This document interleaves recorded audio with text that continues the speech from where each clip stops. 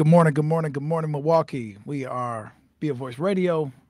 I am David Bowen, Executive Director of Wisconsin Voices, and then also we have Bryan Sanders, Community Outreach Organizer for Wisconsin Voices. Good morning, folks. We're in Happy the studio, Tuesday.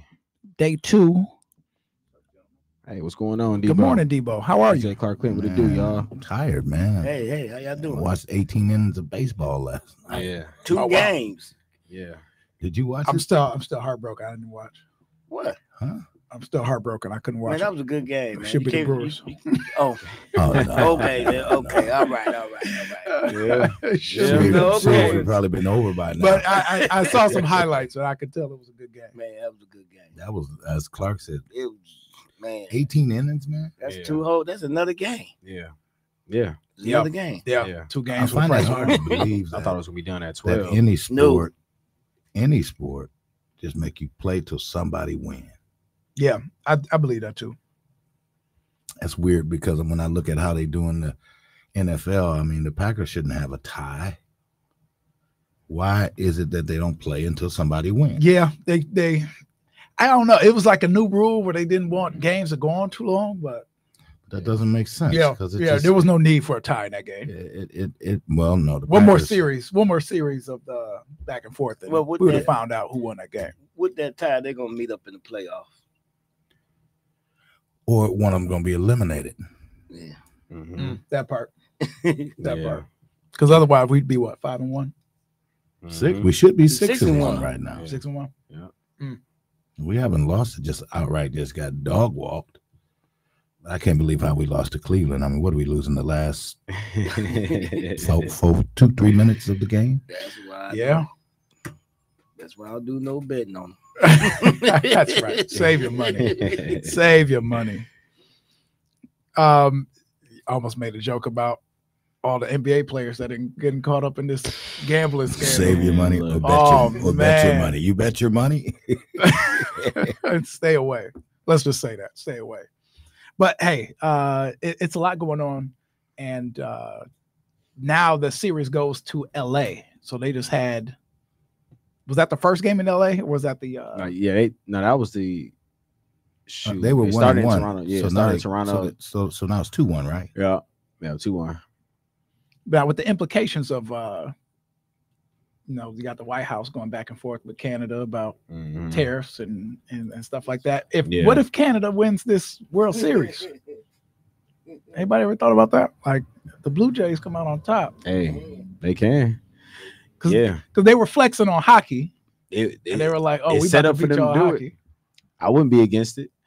I mean, look, after the Dodgers dog walked us, I'm with I don't whatever. want to see the Dodgers come out on Yeah, top. People in Chicago talking about something. I hope you're going for the Dodgers. No, What? Absolutely not. I don't really care either way, man. Right, Once my exactly. team was out the Yeah. way, I'm like, look, anybody can. Anybody can have have it, right? Okay. It's the city of angels with the big bag gonna be the ones that can come out on top in the end. It's either them or the Drake's team. So we'll see. It's gonna be interesting. They're not going to win that series. The Dodgers will win that series. No. And The I'll way tell you they've one been playing, reason. man. Yeah. No, the one reason I say that is because did you see who volunteered, went to the coach and said, "Hey, I'll pitch tomorrow. I want to pitch tomorrow." No, who was that? Who's going to be your MVP of the series? The pitcher who's having an awesome. I mean, he hit 3 home runs. The in one that did game. us in? Yeah. What's his name? It's Ohtani. No, Ohtani. Yeah, that's him. That's Ohtani. him. Ohtani hit 4 hits. Look, Ohtani He's got like went 5. crazy. He had like 4 or 5 hits last night. Like, I mean, No, he got on the bag 9 times last night. 9 times. Yeah. Yes. Yeah. Yeah. Mm. Dude ain't no joke. I mean, 9 yeah, he can see the times. ball. He can see the ball differently, man. I'm for sure. I mean, I even watched him at one of the. I watched him. It was 3 balls, 2 strikes, and dude just it was like watching I don't know if y'all know who Lethal Shooter is. It was like watching Lethal Shooter focus in on a black dude who he goes everywhere and shoots crazy shots from like different angles. Yeah, And I've seen the that. first shot, I he'd be know like, what "Okay, you're I talking see." about. He'd be Yeah, like, "Okay, yeah. I understand it now." Yeah. That's what I looked like I was watching with Ohtani last Well, night. keeping in mind that he's a pitcher, so he know ball movement. Yeah, And, curves and Yeah. this, that, and the other. I think that it doesn't work for every pitcher, but for him, it appears to give him the upper hand. yeah. Yeah, I didn't even know Mookie Betts was at shortstop. That's how much I don't be paying attention to the Dodgers or baseball real in depth. He went from right field all the way to shortstop and been killing it at shortstop. I was watching him yesterday at shortstop. Like, it's impressive. Like, be able to move, and you've been chilling in the right field and you go to shortstop. That's in the combat zone. I don't care what, if you playing baseball, softball, or anytime you infield, you in the mix. So I want to shout out to that brother doing his thing. Yeah. Shout out to him for the Robert Clemente Award that he got yesterday as well too. So you got to shout out a black baseball player that's from the from the homeland, or from the United States, not the homeland, but still from the homeland too. But from from this soil, doing his thing. Out there. He from Nashville, holding it down. He got a big influence. Which is rare, B. It's actually rare, man. You don't see a lot of. You be thinking they black until they speak. Yep. Man, I didn't they get me every time I be on. Like, oh, I know he gotta be a brother from right from Atlanta or something. And they be like, oh no, he's from Santo Domingo or something. Like, whoa, okay. American black. Right. He's black. He's black. But I want the American. I like seeing American, because I grew up seeing American black baseball players all over. That's when for us, that was just, and then watching Dion go back and forth between two. I thought that was crazy as a kid. You know what I'm saying? And now, you see it's like we said yesterday, they plan is just, they just outsource it. It's easier because you can go get somebody who really a little more hungry, who don't know nothing about a NIL deal or, any type of deal. And they come over here, I just want to play. But then you like, hey, guess what? You're going to play. You're doing great. We're still going to give you $300 million versus what we're going to give Tyrone Jackson from, Jacksonville, Florida or something like that. So, they know what they doing, man. Yeah. They know they want to outsource that bag to another country and, try to hold the brothers some time for getting their true bags. That's why I'd be happy to see Mookie Betts and cats like that doing their thing. You know what I'm saying? I want us to get another. I mean, we got some brothers here in the mill, but I want, I like to see more brothers. They need to push that baseball. That's why the Beckham Stadium is so important, because absolutely. Shout out to Mr. Beckham. Yeah, shout out to we should the legend that he is. Definitely, and even Asia or Kayla. I went to school with Asia and Kayla Beckham, his granddaughter. So shout out to them as well. Just that right there, having that type of energy, pushing more black baseball players out, even from Milwaukee. We need that, because I wish I would have took it a little more serious. Now when I'm looking at cats of my same size and height and same weight making $9 million, $10 million a year, and their contracts was like $120 million like 6 years ago, and he just left. I'm going at the baseball game. I'm like, let me just type in and see what dude make. Whoa, all right, let me go ahead and eat these nachos and fries, because dog making $10 million just chilling in the field. Yeah. But it is interesting. I think I saw it was either Carmelo Anthony say this or Allen Iverson, where they were just talking about, like, it's a different dynamic now that you don't have a regular trajectory from the hood, from people that grew up in that type of poverty, that type of atmosphere, making it to the league, making it to the pros. And I imagine it's kind of the same way in baseball too. Yeah. So it's a different dynamic in the States, where you can get access to a way higher level of training, different access of, like, just the quality and the caliber of what you can get access to, that folks don't necessarily have to go through that hood experience. And it molds you to be able to get to the pros. Now it's like people are spending tons of money that you could never afford if you were in the hood. Yeah. You know what I mean? So you have to have sheer talent coming from the hood. Yeah. It's just, it's shaping your experience different. Yeah. And I'm sure that's the same way in baseball. Yeah. Now you have third world countries around the world where like that hood experience is molding them to be able to create the quality of play that they can get to. Yeah. And to see, like, to see so many Asian countries now in baseball that are, like, man, killing it too. I'm telling you. It's really cool to, like, see that. Get a chance, you on TikTok and go look at some of them dudes pitching that ain't even in the league. Yeah, you're gonna be like, yep, it's gonna be another 5-10 years. It's gonna be, they're gonna be able to hit the ball in a second, because it's getting faster and faster. They already are. I wonder if that's what they felt like when they saw Jackie Robinson. They were like, oh man, yeah, right. Y'all done let one of them into the Negro leagues. Oh, man, just imagine when you see him go around the base. Just imagine when you see him go around them bases too. Like, we gotta catch dude. What? Yeah. So yeah, you're right. No, for real.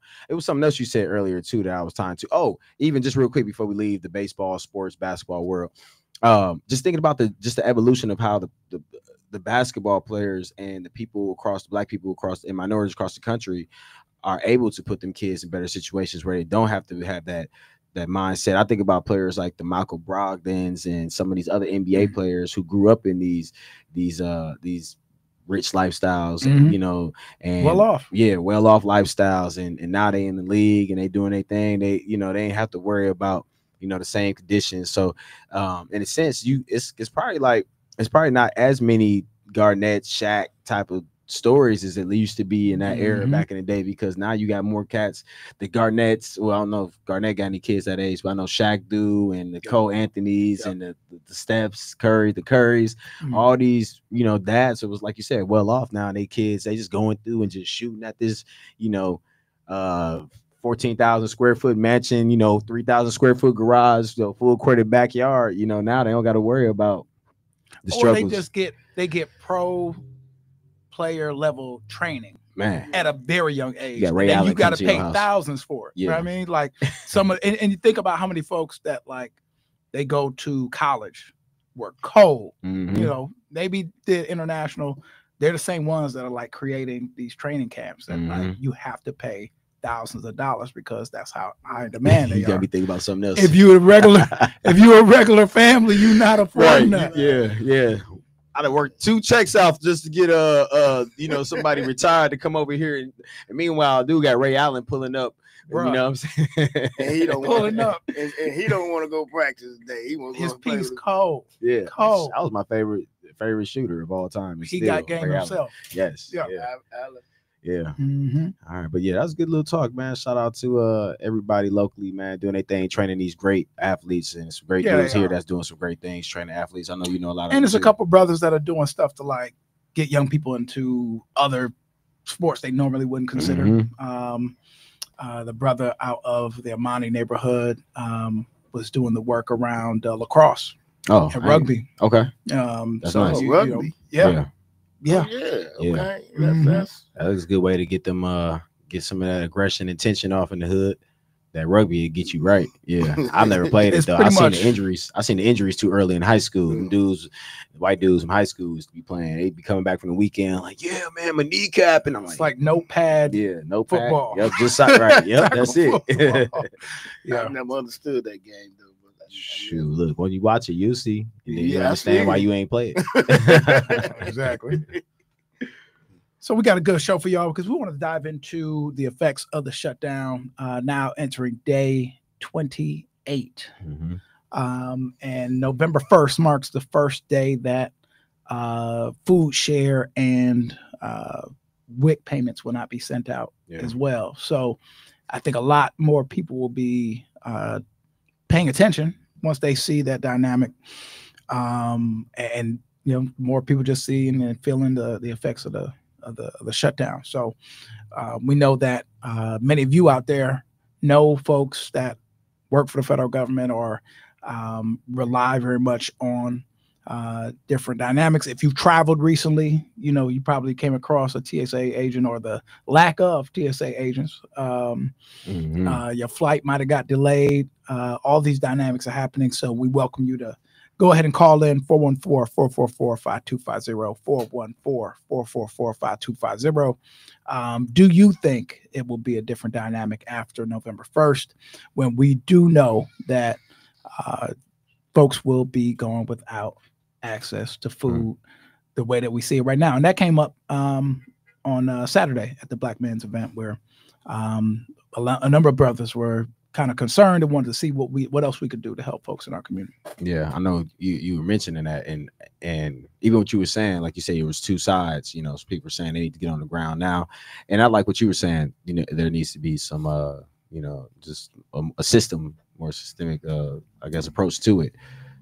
What that looks like, I guess, that we really wouldn't know. I mean, having access to within that will, be boxes of food, diapers, some type of food, maybe for any kids between like 1 to 3, 1 to 4. That may be different, but yeah, it's very touchy, I guess, topic now that I didn't know that WIC was canceled until I heard it this morning. Yeah, that's what they were saying this morning. Yeah. So the fund that funds Food Share WIC will run out by November 1st. So same way the different government departments have run out of funding to pay their employees because those funds are those accounts are empty. Same thing is going to happen to Food Share and the WIC program. Yeah. So you saying that the females that having these babies now, they won't be able to get none of their WIC stuff, No, it won't be. There won't be any WIC checks or. I think they do a card now. Yeah, you can't. It won't be on. It won't be loaded. Wow. 40 million people. Wow. Estimated affected by WIC and Food Share. And you ain't counting kids. But you know, I was listening to a show on yesterday, gentlemen, where they were talking about there's so many entities that they're using like public assistance type stuff, if you will, if for lack of a better word. But when you really look at a government shutdown, I think internet and so many other things that we utilize would be a part of that if they really would just shut it down. So they're using public outcry basically as a way to try to get the Dems back to the table and, you know, do all of that stuff. So I'm not understanding how one could be so insensitive to the needs of the people in the United States, but yet you're abroad trying to bring peace and this, that, and the other. And we're in trouble. Yeah, that's the interesting part is that, you know, the president considers himself a deal maker. So he's made a deal on the Middle East conflict between Israel and Hamas. He's made a deal on buildings. He's made a deal on resorts. He's made a deal on golf courses. Didn't he just give somebody $40 million or something like that? Was it Australia somewhere? Argentina. Argentina has gotten access to, I believe, $20 billion. Yeah, I know it was a large number. You know, so you got some dynamics, but again, he's the deal maker, and he's not around to make a deal. He's not around to make a deal right now. He wants to extend his trip out so that he can meet with China's president. So he has no intention of coming back on to the States anytime soon if he can get this other meeting scheduled. Now, it does remind me of the dynamics of the 2024 election where President Biden was doing a lot of international work, right? He was going out of the country. He was handling all these things, and it was really making him tired. So I do question if the White House, when it will set in that, oh man, we've been kind of focused on the wrong things. We might be getting wins over here, but I'm looking at we might be focused on the wrong things too. I look at timing. I look at the fact that you know all of this is going on. What would be more pressing? Because what do they say? Charity begins at home and then spreads abroad.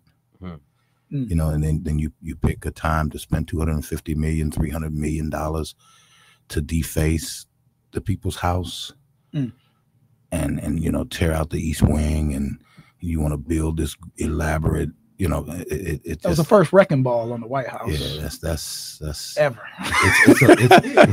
It's a lot to digest. That was the first one. It's a lot to digest. Yeah, it is. This guy. Yeah, it is. I still don't understand how could they let this man destroy history. I don't get it, man. I don't. What they scared of him for? He only one person. But it's so funny. I was reading some of the reactions to the new ballroom in the New York Times, and you know, some folks were like, "Well, you know, it's a building. You know, they're using it for what's wrong with updating the building," and other folks are like, how could you ever touch such a historic piece of what this country represents? That's what I'm talking and I think about. that the stark image of the demolition part of the East Wing, you know, I think a lot of folks just get jarred seeing that, because it's like, whoa, you actually tore it down. You could have renovated or like add an addition. You could have did something like that. They were like, no, tear that whole thing down. The ballroom. The whole East Wing down. Yeah, I didn't even know that they tore down the section where the movie theater was inside the White House. So I seen an article today. It was like Clinton once said this was the best perk of the White House, and it showed him kicked up with all the folks. I was like, oh, so you don't even like entertainment? You just want to just get rid of the aesthetic look. You must. I don't know. I mean, whatever. I mean, okay. I'll see something else. Some architects that a teacher of architectural design on one of the sites was like, this building is not even fit. Like if this was somebody say if this was if I was to grade one of my students on this design, they will fail because it doesn't fit to the proportion of it. Yeah. It's technically bigger than the White House itself. Yeah, exactly. It's lacking design. Yeah. It's like, so he's like, this would be an absolute fail. And I'm like, damn, that tells you right there. That tells you right there. Like, this is just, it's more tackiness. I ain't trying to drill into it. I'm just saying it's the tackiness that comes from this current administration, which is that right there. I mean, it is what it is. I mean, nobody cares about a ballroom at the White House. But you know what's not being talked about? And which to me, I was telling Clark earlier that I think is behind a lot of what we're seeing, the smoke and mirrors, the Epstein files. That's right. Yeah, that's exactly right. He's definitely been able to distract. The last couple 3 weeks, you've been seeing a difference in the. Here you got someone that was elected, and they won't even come back to. She don't even need them to be in session to be sworn in. Right. Exactly. But yet, very true. But yet they won't do it because she's already made it clear that she would vote for those files to be released.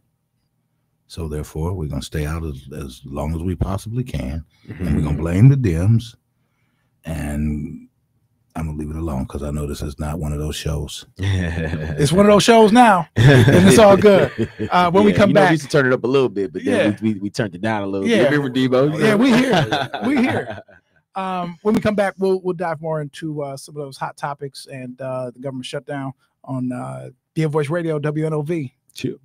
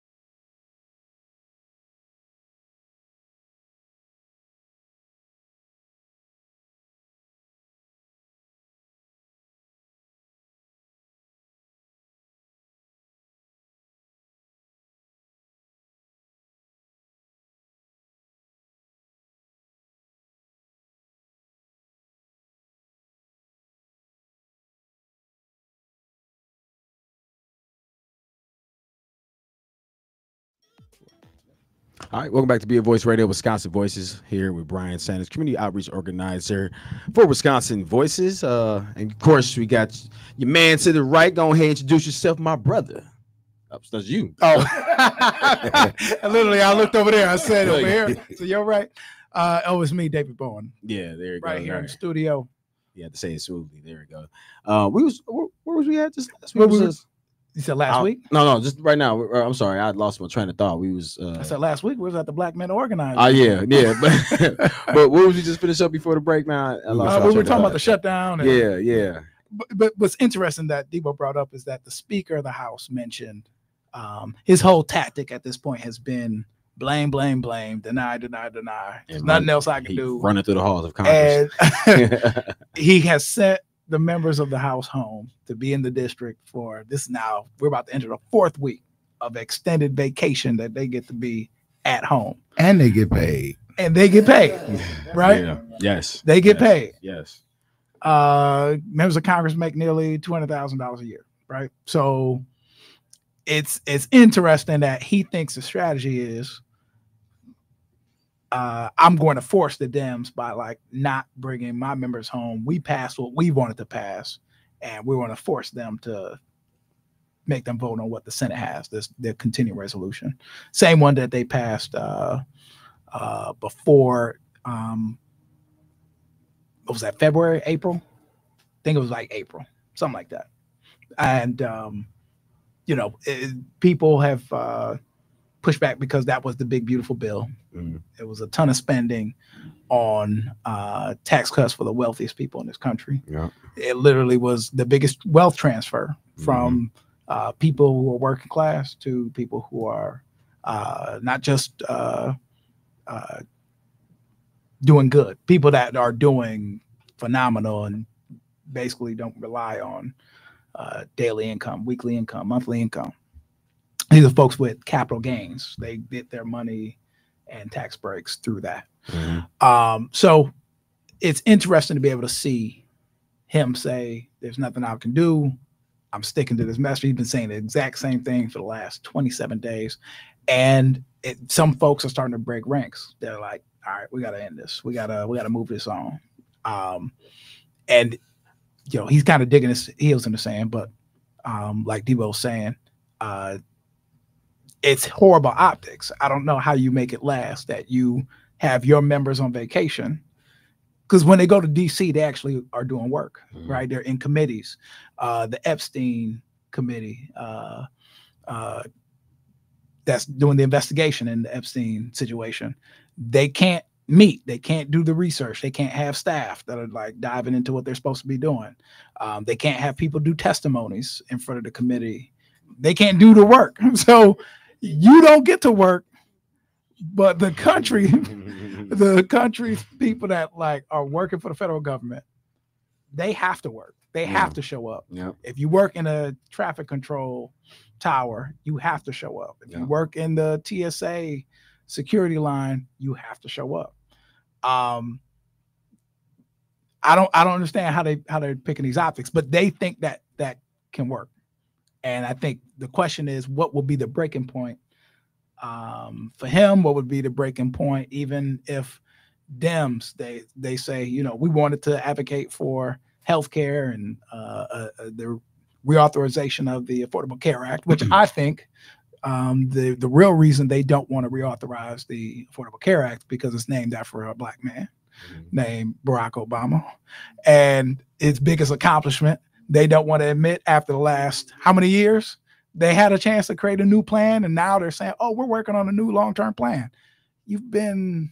And they hurt themselves with that because it's more people and it's more GOPs that's on the Affordable Health Care Act than the Dems. I just seen this the other day. Like red states. It's more. And the same thing with food share. Yes, there are way more. I used to work for them, and I know. I used to see. They used to be trying to crush us. Like, dude, we got locations all throughout Milwaukee and all throughout the state. We had Green Bay. We had places where Black people didn't even live. Yeah, the Superior. It was a region. The Superior region, David, Clark, and Debo. It's regions all across, and it's not Black people in multiple areas across the state when it comes to this food share. So you trying to pin it on Black and minorities? Nah, bruh. It ain't it. They ain't it. I know, because I seen the regions that we worked in, or the ones that was connected to the contracts. That if the company I worked for didn't get the contract, somebody else had it, but they were keeping an eye on it. You know what I'm saying? Because they want that contract. So yeah, you're right. I mean, that's one state. Every little nook and cranny, and we all done rolled through back roads of Indiana's, Ohio's. You think they ain't on food share? Yeah, we know. Come on now. That's GOP towns right there. We don't all see day. them. But yeah, I just have to say, when you said that, you just sparked something in me. I'm like, you're right. David, correct me if I'm wrong. I'm no scholar. You petty. Charlamagne. You do a pretty good job over there. I'm not the highest grade of weed in the dispensary. That's what he said. But I'm told that even when we talk about food share and in its original rollout as to how it originally came to be, it was during wartime when the white soldiers were away. They created this to subsidize their wives back at home. I've never heard that story, but I wouldn't put it past. Yeah, that's where food stamps and that whole piece sounds came from. Very much to be true. That's what I'm told. That's where food stamps and its original inception. That's where it came from. Check it out now. Fact check it. Yeah. You over there with the Google in your hand. Check it out. Oh, you want me to fact check it now? Oh, yeah. It said food share came from soldiers. From soldiers being you said off overseas. Then it just said today some of them soldiers' wives were getting stamps, getting. Well, I mean, this is what I'm told. Now, don't quote me on it. Just check it out. All right, let's check it out. Food share's origin as Wisconsin's name for the Wisconsin Cellar. No, not Wisconsin. I mean, just the United States. United States SNAP program. It wasn't called SNAP then. What was it called? Food stamps? It was called food stamps, yeah. Because they were actual stamps. Yeah. It was called food stamp, yeah. Why y'all trying to act like y'all just like me? Y'all ashamed to go to the store with that book? Different colors. I do remember. No, so my mom, for me, so I remember my mom. Y'all never saw the book? Yeah, I've seen the book. So growing up, my mom had my mom had a book one time, but because she was blessed to be in a situation where she had two hardworking parents, shout out to Lois Adams and Howard Adams, my grandparents, she didn't have to worry about no book. And shout out to my auntie as well, who was holding it down too. But so she would I seen my mom when I was like 5, 6, 7 when she had it, give like wad to the little ripped out money or whatever, little paper money to people on Viller when it was called Food Town or whatever it was on Viller back in like 92, 93. Viller shop, right? Yeah, yep. I've seen her give out wads of cash up there with the stamps when I was a kid. But we was straight because we had, we had Granny and Granddad and other family to feel back home. But that was it. I seen the little colored money looking like euros back in the day. So what you were saying, so it says it originated during the Great Depression, 1939, to manage agricultural surpluses by providing food to the poor using a 2-color stamp system. The modern permanent program was established under President Johnson's War on Poverty with the Food Stamp Act of 1964, eventually transitioning to electronic benefit transfers, of course, EBT. But so 1939, it says how it worked. Local income families brought orange stamps, any food, and received free blue stamps only for surplus USDA approved foods. The outcome, it ended in 1943 as the Depression eased. So that's where it kicked off at 1939, which I guess would have been during that, the fall of everything. Was war going on too at the same time? Was the Second World War started yet? I thought that was David's department. Yeah, I like it. I'm just bad at when they started. I know the first one was like in the 10s, and the second ones was like what? Like 30s, 40s. I don't know. Y'all call in and give us the exact dates. We can look them up too, but sometimes it's good to hear them from outside. Yeah, we got some experts out there. 52, 53 or 52. Sometimes 50. we catch a Tyrone Dumas, give us a call. Or the Reverend Dr. Andrew Ward has not called in and given us some insight. That's right. We definitely got some history buffs. But what's interesting is started September 1st, 1939. So it lines up. So during the 39 to 40, like I said, to 43, it was a line to work this way. 39 to 43, it looks like wartime. Wartime. Wartime was I knew I wasn't too far off. Wartime. It started September 1st, 1939. Yeah, so it makes sense. Yeah. Line right up. Hey, you guys are gone. We're gonna got a program to get y'all some food. Wow, if they make it back, which that was for the wives and children that were left behind. Right, right. But think about how practical you're talking about food that's probably going to go to waste anyway. So surplus agriculture sometimes is either destroyed or like burned because they don't want to mess up the private market to be able to sell we seen the value of the product. Yeah. So we've seen it with all the in the wealthiest country in the world, you should be able to pay. You should be able to distribute food so that folks can eat. It's crazy, man, because you look at countries where healthcare is free and and all of these different things, man. I just don't get it, but I guess that's that free enterprise, you know, business and money. If you give away free healthcare, where would the medical professions be? The pharmaceuticals. Yeah, they still get paid. What would they be? Still paid. Still paid. Yeah, they just don't want to do it. And all of that. Is it the biggest thing? They said the biggest thing reason why we don't have free healthcare is because they don't want to give it to minorities of the country. This is the funny thing, though, because think about when we were doing this whole 2009 push for healthcare, right? You got a brand new President Barack Obama, his signature thing that they figure that they are going to, and he has control. The Dems have control of the Senate. The Dems have control of the House. They are coming off of the recession of 2007. They passed the Reinvestment Act, right? Stimulus checks come out of that too, right?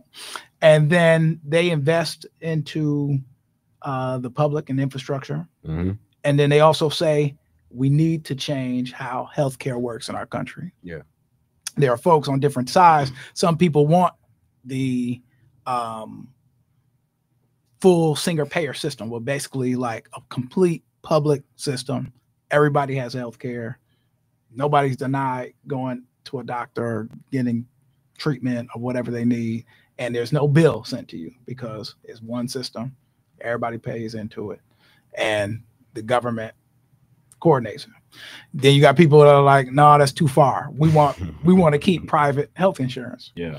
So just like Debo saying, like, well, why can other countries do it and ours isn't?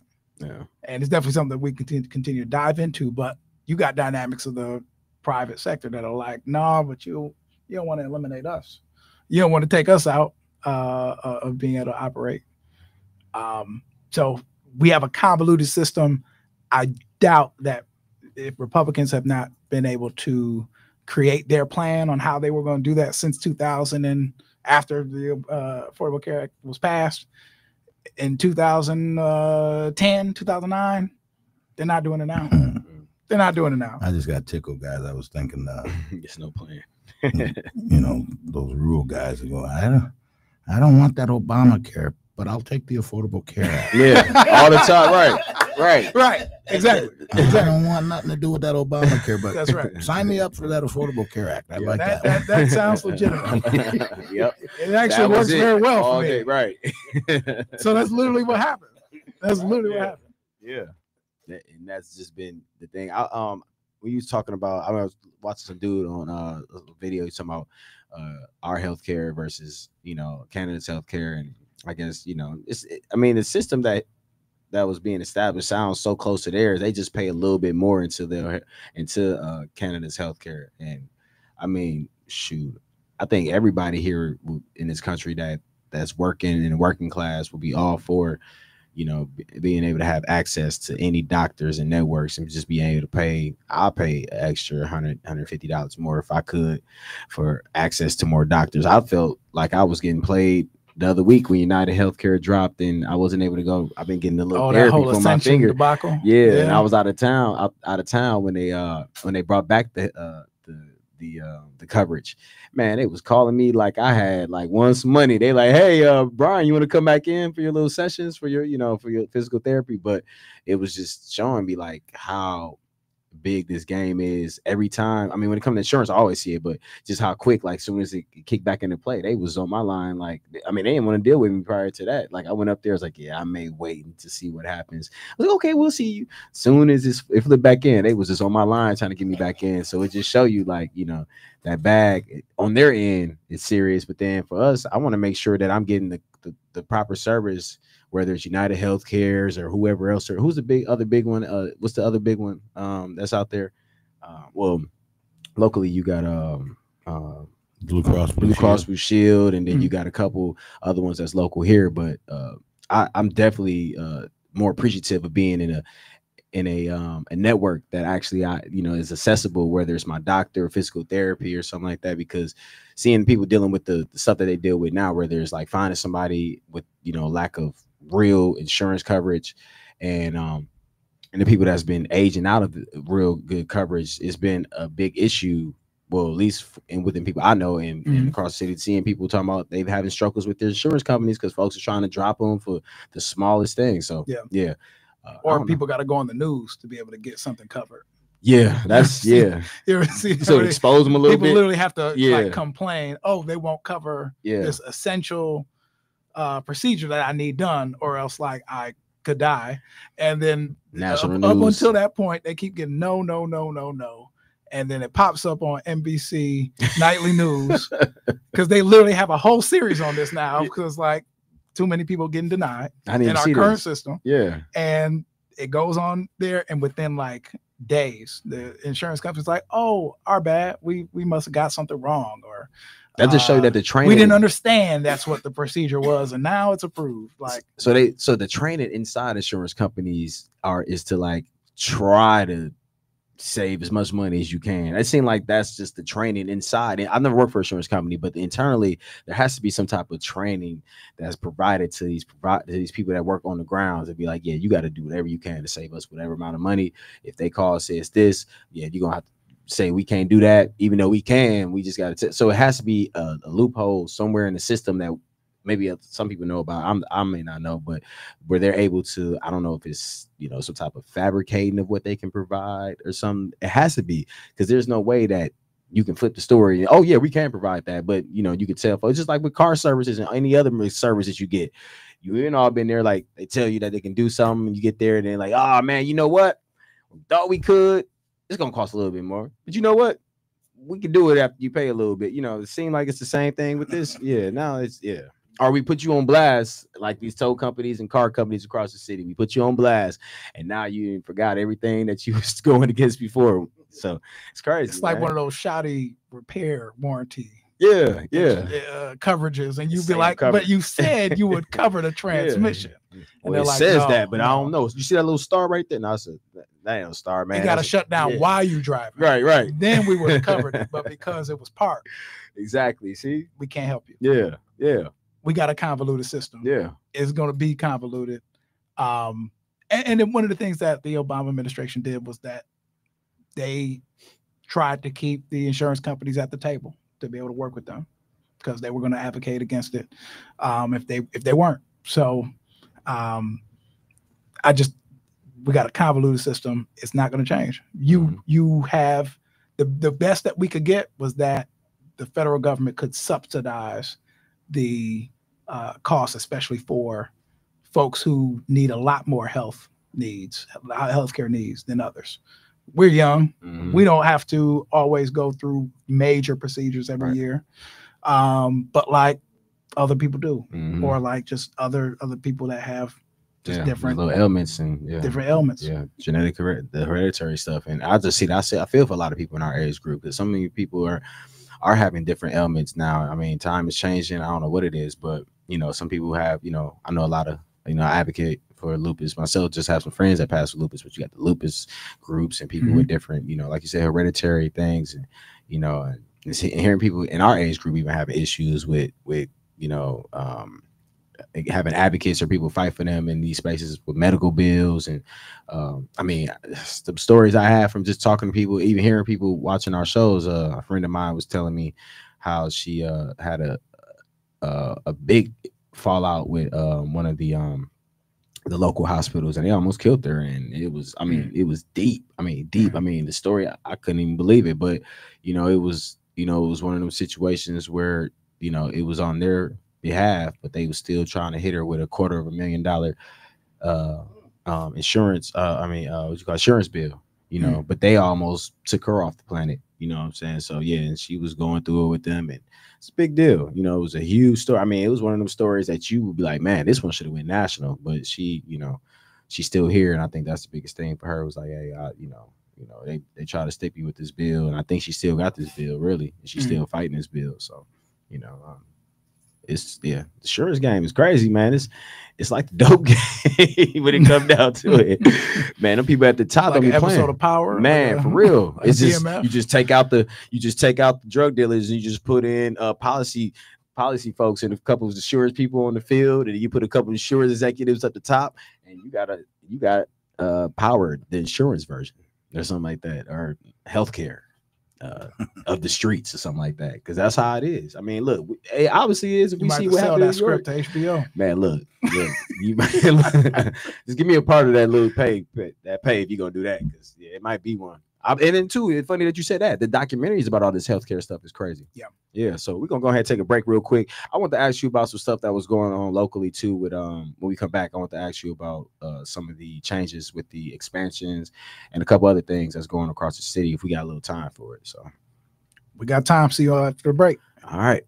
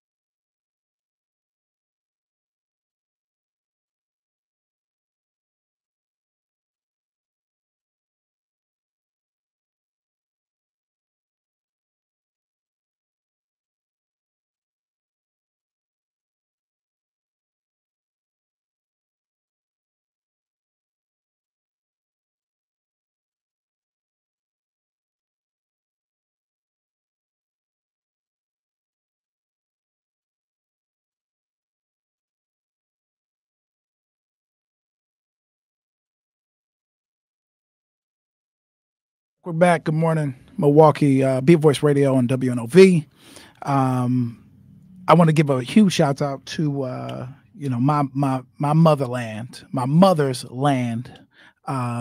Most people know both of my parents from Jamaica, and I have a good amount of family there. Just praying for them and everybody on the island. Hurricane Melissa is not playing. I've never dealt with a hurricane before. This is a not a joke, a Category 5 hurricane that's about to make landfall. If not, is making landfall right now. One of the slowest moving hurricanes. Because that's what makes it dangerous. Usually hurricanes move, right? It'll be a storm. Storm comes, it goes. You sustain a lot of winds. This one actually, it's like crawling and it's just sitting. So it keeps dumping water on you, and you'll feel the effects of the hurricane winds within 30 miles of the eye of the storm, up to 160, 170 miles an hour. And, you know, people live in very modest homes in Jamaica, some with, they call them zinc or tin roofs. Those roofs are very light, and it would not take a lot to for wind to rip that off. So for the folks that have been encouraged to go to evacuation designated areas, if you're in an evacuation area, or if you know someone in a evacuation designated area, they need to go to a designated shelter, place where the walls, the roof are made in a way where you won't be hurt from the storm. But there are just a lot of folks, they'd rather protect their homes, they'd rather protect what they have. So it's a little bit of pride in a way. And I want to encourage folks, please be smart, be safe, and be careful. All the material stuff can be replaced and rebuilt, but your life cannot. So yeah, just praying for everybody on the island. That's a lot to deal with. And it's literally the end of hurricane season, so they almost got away with not having to deal with too much. Yeah. But to get hit with a storm of this magnitude can be very catastrophic. So yeah. Yeah, absolutely. Definitely want to pray for some of my peoples that's there in St. Elizabeth, Manchester, and of course the people that I know that's connected to the people in Kingston. Got a lot of folks that got people in Kingston. Between them three, got some people that I'm pretty close to. That's got some folks from there I work close to. So shout out to y'all and just praying for y'all as well. Definitely want to. Where's your people from? I was just asking. Montego Bay. Montego Bay. Wow. Yeah. Okay. So yeah, countryside. Right Keta. Yeah. Okay. That's what's up. Yeah. Yeah. So I know back here on our end, it was a couple of things I wanted to just mention that was out there. You got the I-94 expansion that's been going on, and you know that's gonna be the new headache for what they say 4 years, 8 years. This is the one that's that $1.7 billion. Remind me of the Marquette interchange. Like the Marquette interchange took that long. Yep, the Marquette interchange. So how long was that? I think folks it was like maybe almost 8 to 10 years. Yeah, almost a decade. Yeah, almost going through that. Yeah, for all the folks that remember the wall, the whale, they used to be on the wall. The whale wall, boy. You know, right by the courthouse, on the annex. A lot of people remember that. That was through that transition. So you literally saw the whole transformation of the courthouse through that too. Yeah. So now, what will happen with the existing museum once the new museum is completed? They didn't own that land anyway, right, Dave? There wasn't that rented or something? The public museum? Yeah. Yeah. Oh yeah, that belongs to the county. But the museum is building a brand new structure owned by the museum now. Yeah. On 6th and McKinley. Yeah. And I had the chance to tour inside, and it looks like it's going to be phenomenal. It might look small from the outside, but it's actually very big. Oh, you could definitely tell it's going to have some size to it. It looks weird though. Yeah. I call it the coffee filter exhibit. Yeah. I'm not a fan of the location because of the corner. I just think that, they kind of just, developers, I mean, it's too tight. Yeah, it's too tight, man. To expand the city out, man, and put something more on the water somewhere else would have been dope. But it's sometimes they think the best minds are in the space, and you don't got the best mind. You got to look at using the city. That's the whole point of having all these great people in this city. Is you should have inquired about some other spots in the city to put it. versus y'all stick everything else everywhere else. You should have inquired about some people across the city to stick it. I'm just in agreement with that. Because what about concerts? What about formal events at the? Because y'all gonna bleed to death out that museum. So what about concerts, formal events, and Pfizer Forum and Trade all having things on that same night? Y'all got enough parking for that? Okay. That's all I was. I'm just saying. I'm just thinking about future. They do have a parking structure. Yeah, I know, but I'm just thinking about all that just think about congestion in the future from a concert at Pfizer Forum, event at Trade Hotel, event at MATC, a gala going on at the museum. Yeah, and you know what I'm saying? You can't leave out the new concert facility. And we didn't say the Deer District, and we didn't say the Deer. We didn't say Pfizer, and we didn't say a concert there. And what if Turner's got something going on?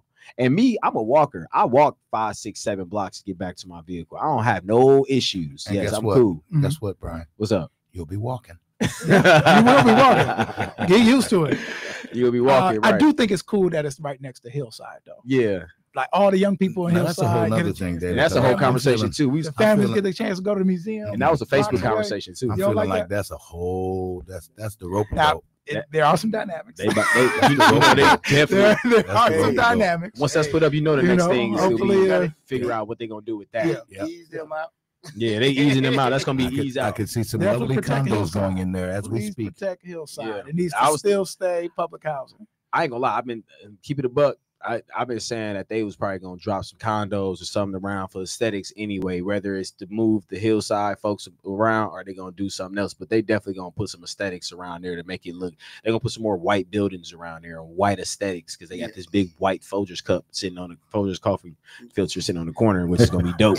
The modern Folgers coffee cup. But it reminds me of the Obama Museum though, and that one's slick. So it's like it's kind of some good vibes. I don't know what's up with that. Are they still working on it? That'll be ready by next year. Yeah, I'm looking forward to seeing that because man, I thought they had put the brakes on that. It's in Hyde Park, right? Yeah, or it's close to Hyde Park or South Shore or something like that. I'm not familiar with Chicago. We'll come back and talk about it. Maybe we can get somebody from the Obama. Maybe we can let Al Sharpton do a show. It's our time, guys. Or that part. All right, y'all. Be a Voice Radio, Wisconsin Voices. Thank y'all again. God bless y'all. We'll be back next week. Have a great rest of your week. We out.